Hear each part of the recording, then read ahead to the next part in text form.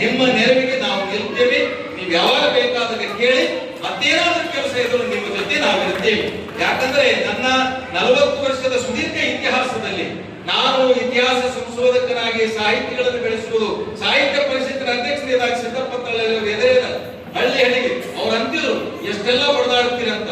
ಆ ಹಳ್ಳಿಗೆ ಹೋಗಿ ನಮ್ಮ ಹೈಸ್ಕೂಲ್ ಟೀಚರ್ಸ್ ಎಲ್ಲರನ್ನ ತೊಡಗಿಸಿಕೊಂಡು, ಈಗ ನಮ್ಮ ಉಪಾಧ್ಯಕ್ಷರಿಗೂ ಬಿಟ್ಟಿಲ್ಲ, ಅವರಿಗೂ ಸಹಿತ ವೇದಿಕೆ ಮೇಲೆ ಸಣ್ಣ ಸಣ್ಣ ಚುನಾಯಿತ ಪ್ರತಿನಿಧಿಗಳು, ಸಮಾಜದ ಮುಖಂಡರನ್ನ ವೇದಿಕೆ ತಂದು ನಿಮ್ಮಂತವರನ್ನ ಬೆಳೆಸುವಂತಹ ಸಣ್ಣ ಪ್ರಯತ್ನ ನಾನು ಮಾಡಿದ್ದೀನಿ.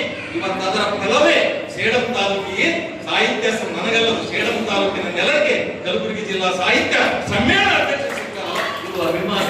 ನಾನು ಹುಟ್ಟಿದ್ದು ಎಲ್ಲಿ, ಬೆಳೆದಿದ್ದು ಎಲ್ಲಿ, ಒಕ್ಕಲ ಬಸವೇಶ್ವರನ ಆಶೀರ್ವಾದ ನನಗಿದೆ.